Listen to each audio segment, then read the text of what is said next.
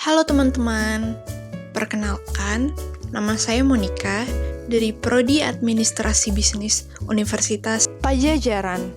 Kali ini, saya akan mempresentasikan mengenai model-model keseimbangan dalam analisis investasi dan portofolio.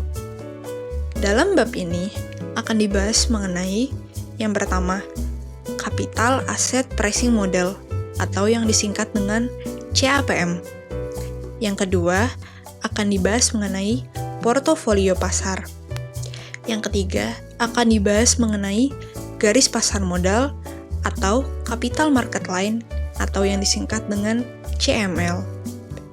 Yang keempat, akan dibahas mengenai garis pasar sekuritas atau security market line atau yang disingkat dengan SML.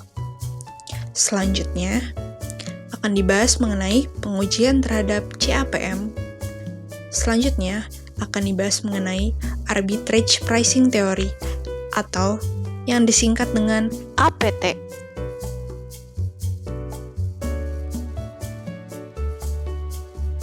Tentunya, kita harus tahu mengapa kita menggunakan model keseimbangan. Kenapa sih kita harus menggunakan model keseimbangan?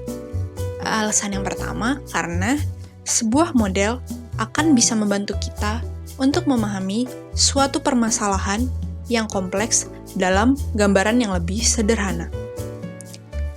Dengan model keseimbangan, kita akan bisa memahami bagaimana perilaku investor secara keseluruhan, serta bagaimana mekanisme pembentukan harga dan return pasar dalam bentuk yang lebih sederhana. Model keseimbangan dapat membantu kita untuk memahami bagaimana menentukan risiko yang relevan terhadap suatu aset, serta hubungan risiko dan return yang diharapkan untuk suatu aset ketika pasar dalam kondisi yang seimbang.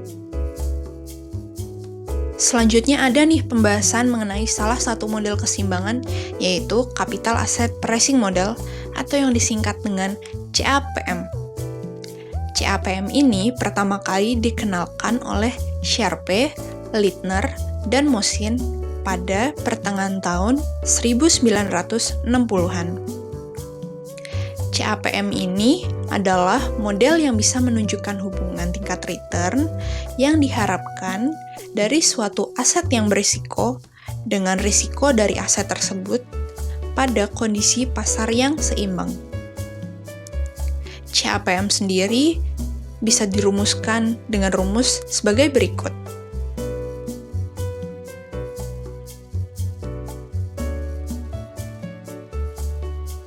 Setelah kita mengetahui apa itu CAPM, tentunya kita juga harus mengetahui asumsi-asumsi dalam CAPM. Beberapa asumsi yang mendasari CAPM ialah yang pertama, semua investor mempunyai distribusi probabilitas tingkat return di masa depan yang identik, karena mereka mempunyai harapan atau ekspektasi yang hampir sama. Selanjutnya, semua investor mempunyai satu periode waktu yang sama, misalnya 1 tahun. Selanjutnya, semua investor dapat meminjam atau borrowing atau meminjamkan, atau juga lending, uang pada tingkat return yang bebas risiko atau risk-free rate of return. Nah, tidak adanya biaya transaksi. Untuk yang kelima, tidak adanya biaya inflasi.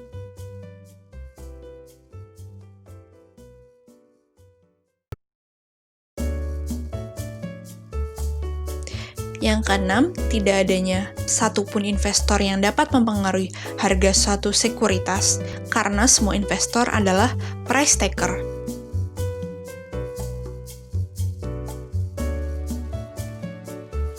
Selanjutnya, pasar dalam keadaan seimbang. Jadi pertanyaan kita, apakah semua asumsi-asumsi ini realistis? Sebenarnya, beberapa asumsi di atas kelihatannya kurang realistis dan sulit kita temui dalam dunia senyatanya.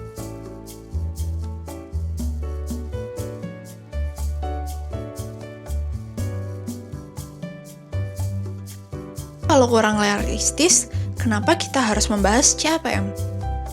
Alasannya seperti ini, karena CAPM adalah model yang bisa menggambarkan realitas di pasar yang bersifat kompleks, meskipun bukan kepada realitas asumsi-asumsi yang digunakan.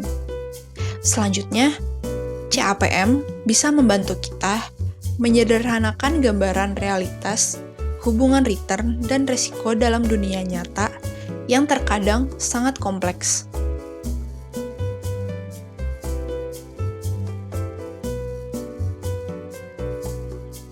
Apabila asumsi di atas semua terpenuhi, maka akan terbentuk suatu pasar keseimbangan atau yang disebut dengan equilibrium.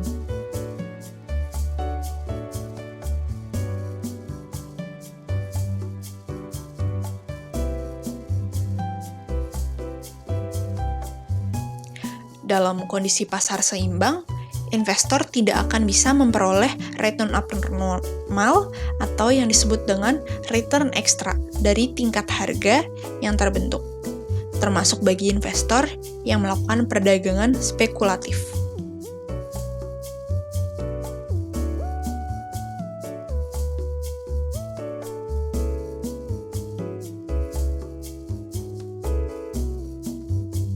Nah, kondisi tersebut akan mendorong semua investor untuk memilih portofolio pasar yang terdiri dari semua aset berisiko yang ada.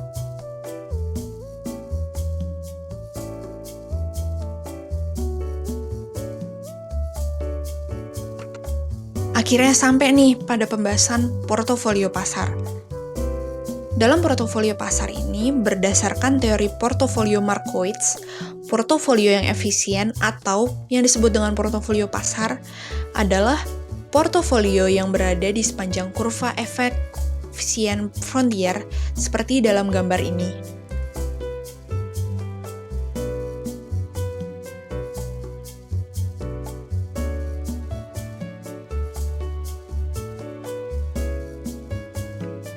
Untuk penjelasannya, titik M pada gambar di atas merupakan titik persinggungan antara garis yang ditarik dari RF atau tingkat return bebas resiko dengan efisien frontier yang terdiri dari portofolio aset-aset berisiko. Nah, dalam kondisi pasar yang seimbang, semua investor akan memilih portofolio pada titik M sebagai portofolio yang optimal yang terdiri dari aset-aset berisiko.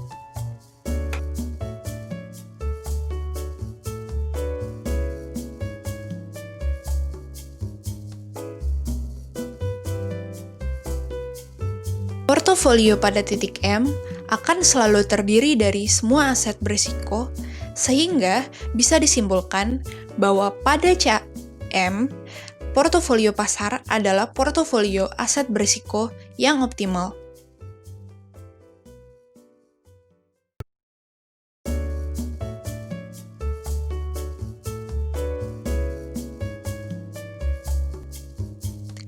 Karena portofolio pasar terdiri dari semua aset berisiko, maka portofolio tersebut merupakan portofolio yang sudah terdiversifikasi dengan baik.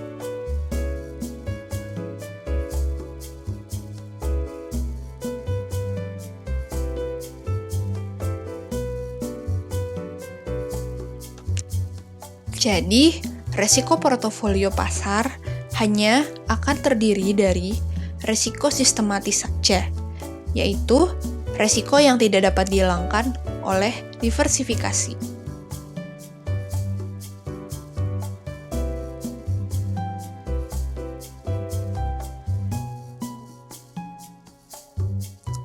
Resiko sistematis ini terkait dengan faktor-faktor ekonomi yang bisa mempengaruhi semua sekuritas yang ada. Selanjutnya, kita sampai nih pada pembahasan garis pasar modal atau capital market line yang disingkat dengan CML. CML ini adalah hubungan antara resiko dan return suatu investasi dalam kondisi pasar yang seimbang, atau bisa juga dijelaskan dengan konsep capital market line.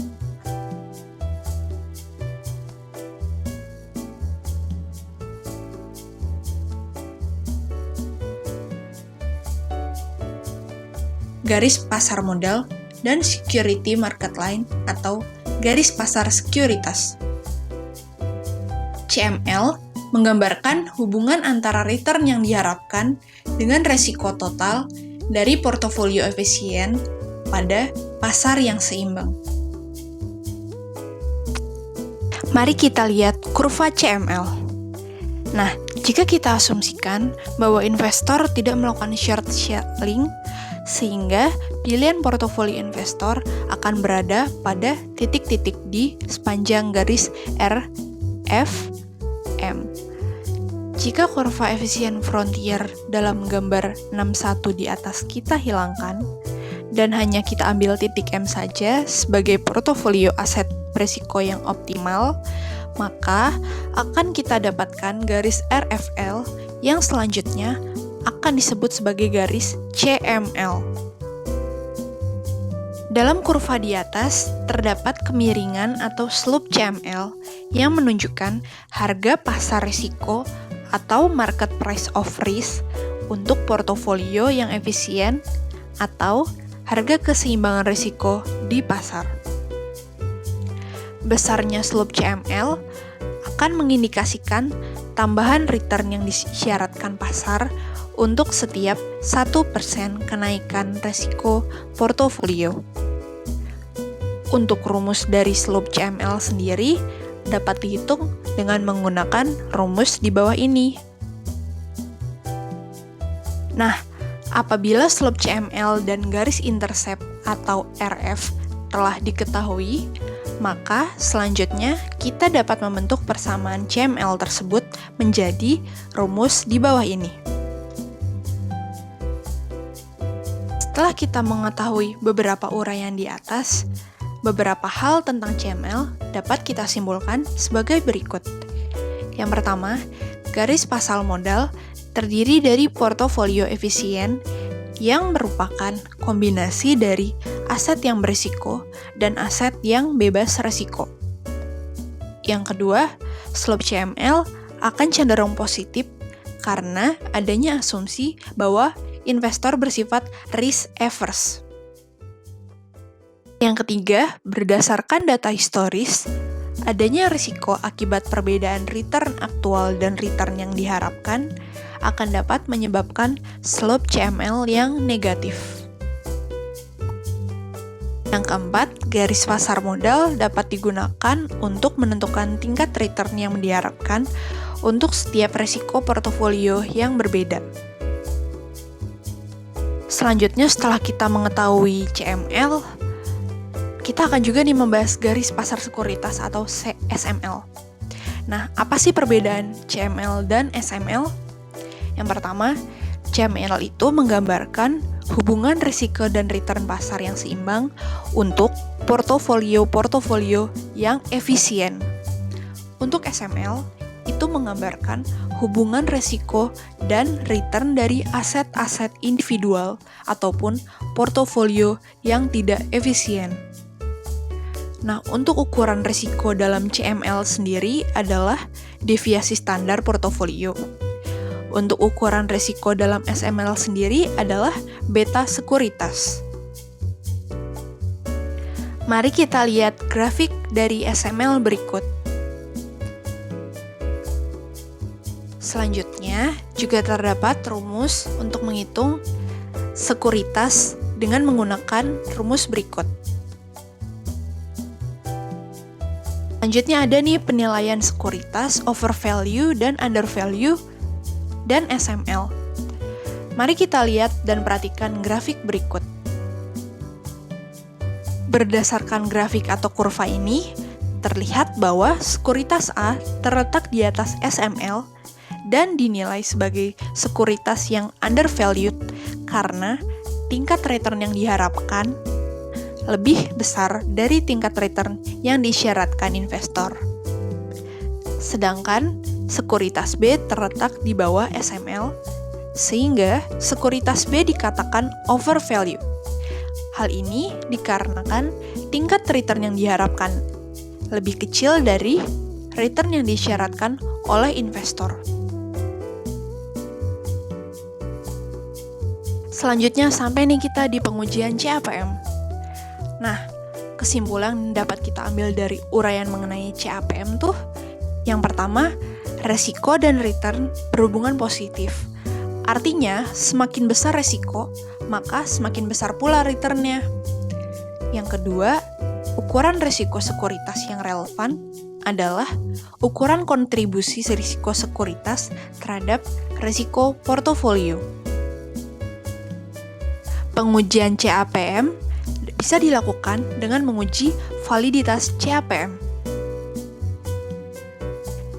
Jika CAPM valid, maka hasil penelitian empiris yang dilakukan akan menunjukkan bahwa return yang terjadi atau realized return akan sama dengan estimasi return dengan menggunakan CAPM. Nah, pengujian CAPM ini bisa pakai rumus di bawah ini nih. Apabila CAPM valid, maka nilai A akan mendekati nilai rata-rata return bebas risiko selama periode pengujian, dan nilai A akan mendekati rata-rata premi risiko pasar selama periode tersebut. Selanjutnya, ada hasil-hasil penelitian empiris pengujian CAPM yang dihasilkan oleh peneliti Elton dan Gruber pada tahun 1995. Yaitu kesimpulannya adalah, yang pertama, SML yang terbentuk cenderung linear. Yang kedua, sebagian besar hasil penelitian menunjukkan bahwa intercept SML lebih besar dari return bebas resiko atau RF. Selanjutnya, slope CAPM yang dihasilkan cenderung lebih kecil dari slope hasil perhitungan dari teori CAPM.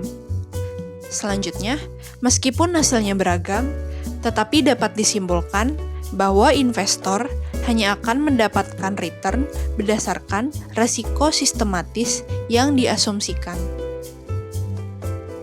Selanjutnya, setelah kita mengetahui apa itu CAPM yang merupakan model keseimbangan yang pertama, selanjutnya model keseimbangan yang kedua ialah Arbitrage Pricing Theory, atau yang disingkat dengan APT. APT adalah alternatif model keseimbangan selain CAPM. Nah, apa sih perbedaan CAPM dan APT? Yang pertama, dalam CAPM, return sekuritas sangat dipengaruhi oleh portofolio pasar dan risiko sistematis atau beta. Dalam APT, return sekuritas dipengaruhi berbagai macam faktor yang bisa menjadi sumber risiko, atau tidak hanya beta saja. Faktor-faktor risiko apa saja yang bisa dimasukkan dalam APT? Yang pertama, masing-masing faktor risiko harus mempunyai pengaruh luas terhadap return saham-saham di pasar. Selanjutnya, faktor-faktor risiko tersebut harus secara empiris mempengaruhi return yang diharapkan. Selanjutnya, pada awal periode, faktor risiko tersebut tidak dapat diprediksikan oleh pasar karena faktor-faktor risiko tersebut mengandung informasi yang tidak diharapkan atau bersifat mengejutkan pasar. Dalam kurung, ada perbedaan antara nilai yang diharapkan dengan nilai yang sebenarnya. Selanjutnya, ada nih peneliti yang mengidentifikasi 4 faktor yang mempengaruhi return sekuritas, yaitu Chen, Roll, dan Ross pada tahun 1986. Nah, identifikasi 4 faktor ini terdiri atas yang pertama, perubahan tingkat inflasi. Yang kedua, perubahan produksi yang tidak terantisipasi. Yang ketiga, perubahan premi risk default yang tidak terantisipasi. Yang keempat, perubahan struktur tingkat suku bunga yang tidak diantisipasi. Penelitian lain ada yang menggunakan 5 variabel ekonomi makro yang mempengaruhi return sekuritas, yaitu yang pertama, default risk, yang kedua, struktur tingkat bunga, yang ketiga, inflasi atau deflasi, yang keempat, pertumbuhan ekonomi dalam jangka panjang, yang kelima, resiko pasar residual. Nah, sekian presentasi dan penjelasan dari saya mengenai model-model keseimbangan. Semoga penjelasan yang saya berikan berguna bagi teman-teman dalam memahami model-model keseimbangan dalam analisis investasi dan portofolio. Terima kasih.